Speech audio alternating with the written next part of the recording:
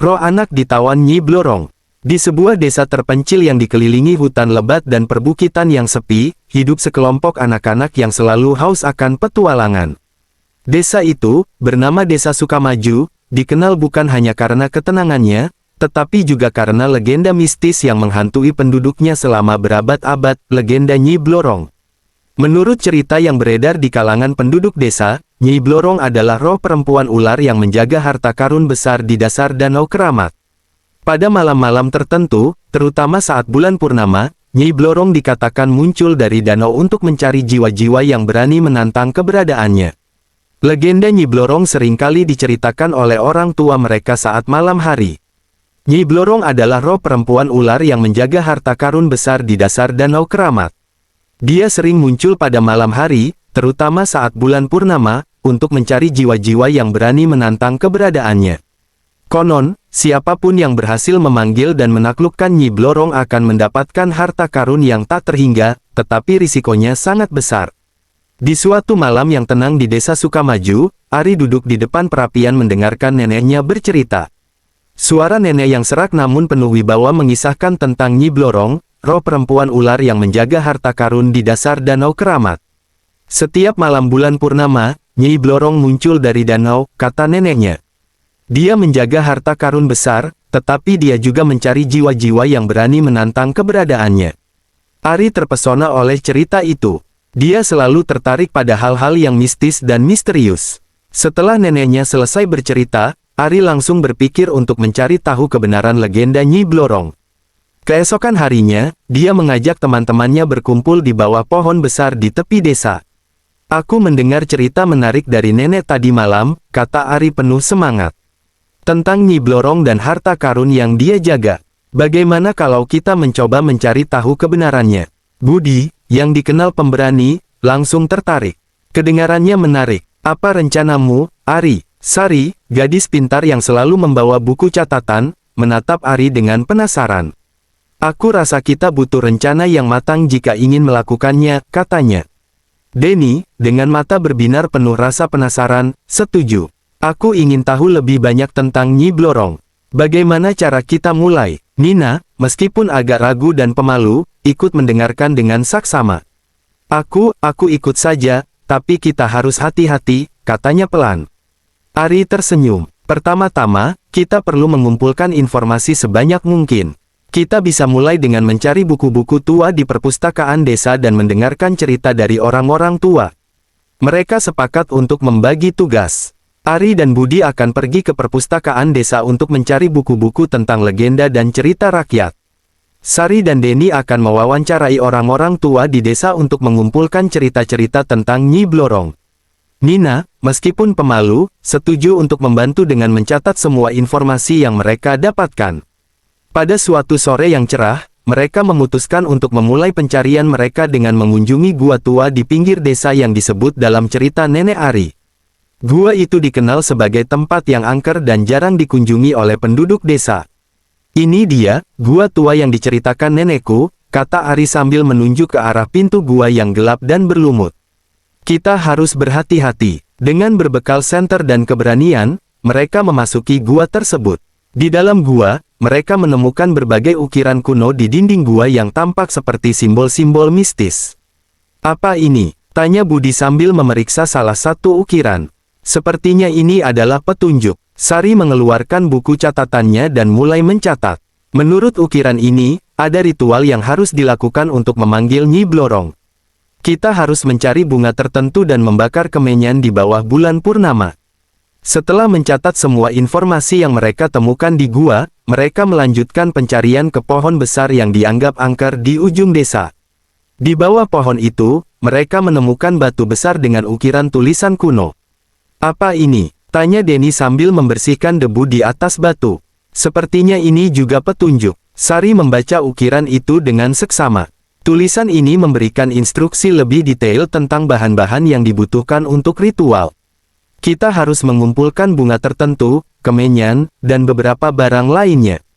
Dengan informasi yang mereka dapatkan dari gua dan pohon besar, mereka memutuskan untuk mencoba melakukan ritual sederhana di bawah bulan purnama berikutnya. Mereka berkumpul di tepi danau keramat dengan membawa bunga dan kemenyan. Apakah kalian yakin ini akan berhasil? Tanya Nina dengan suara gemetar. Kita harus mencobanya, kata Ari dengan tegas. Jika benar-benar ada harta karun, kita harus menemukannya. Mereka menyiapkan bunga dan kemenyan di tepi danau, lalu mulai melakukan ritual sesuai dengan petunjuk yang mereka dapatkan. Asap kemenyan naik ke udara, dan bunga-bunga bertebaran di permukaan danau. Saat mereka menyelesaikan ritual, suasana di sekitar danau tiba-tiba berubah. Udara menjadi dingin, dan mereka merasakan kehadiran sesuatu yang tidak terlihat. Apakah kalian merasakan itu? Tanya Budi sambil melihat sekeliling. Tunggu, apa itu? Kata Denny sambil menunjuk ke danau. Di tengah danau, mereka melihat bayangan samar-samar dari sosok perempuan ular yang mengambang di atas air. Mereka terdiam sejenak, tidak percaya dengan apa yang mereka lihat. Namun, sosok itu perlahan menghilang, meninggalkan mereka dalam ketakutan dan kebingungan. Setelah pengalaman mengejutkan di danau, mereka kembali ke desa dengan pikiran yang bercampur aduk. Keesokan harinya, mereka melanjutkan pencarian informasi dengan lebih gigih. Mereka memutuskan untuk mencari lebih dalam di perpustakaan desa. Di salah satu sudut terpencil perpustakaan, mereka menemukan buku tua yang sangat usang. Buku itu berisi tulisan kuno yang memberikan instruksi lebih detail tentang cara memanggil Nyi Blorong. Aku menemukannya, seru Ari dengan semangat. Buku ini berisi semua yang kita butuhkan untuk ritual pemanggilan yang sempurna. Sari membaca tulisan itu dengan hati-hati.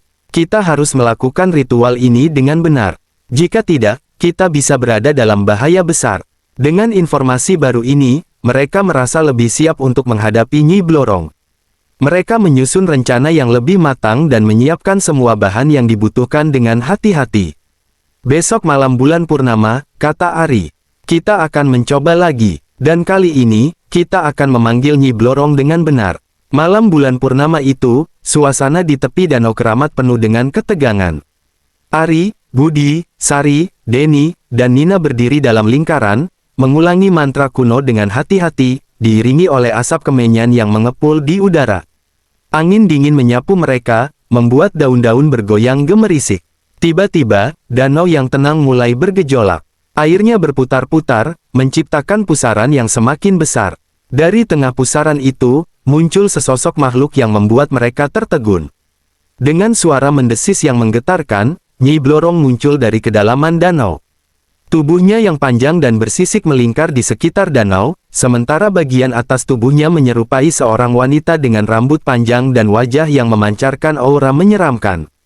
Mata merahnya menatap tajam ke arah anak-anak yang berdiri membeku di tepi danau. Apa yang kalian inginkan? Suara Nyi Blorong bergema di sekitar mereka, membuat udara di sekeliling menjadi lebih dingin.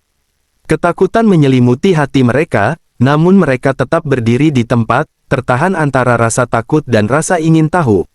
Ari, dengan suara gemetar, memberanikan diri untuk berbicara. Kami ingin mengetahui kebenaran tentang legenda ini, katanya. Apakah benar kau menjaga harta karun di danau ini? Nyi Blorong tertawa dingin, suaranya seperti desisan ular yang menakutkan. Harta karun, ya, aku menjaganya. Tapi untuk apa kalian menginginkannya? Jiwa kalian lebih berharga bagiku. Anak-anak terdiam, saling bertukar pandang dengan ketakutan yang jelas terlihat di wajah mereka. Namun, Ari tetap berdiri tegak, meski kakinya gemetar. Kami hanya ingin tahu kebenarannya. Kami tidak ingin harta karunmu. Nyi Blorong mendekat dengan gerakan mengancam, membuat anak-anak mundur selangkah. Keberanian kalian luar biasa, katanya dengan nada sinis. Tapi kalian harus tahu, siapapun yang mencoba memanggilku tidak akan pernah kembali dengan selamat. Budi, yang selalu terkenal dengan keberaniannya, memberanikan diri untuk berbicara. Kami tidak akan mengganggumu lebih lama lagi. Kami hanya ingin memastikan cerita yang kami dengar. Nyi Blorong mengangkat alisnya, menatap Budi dengan mata merahnya yang berkilauan. Keberanian atau kebodohan, aku tidak peduli. Jika kalian telah memanggilku, kalian harus siap menerima konsekuensinya.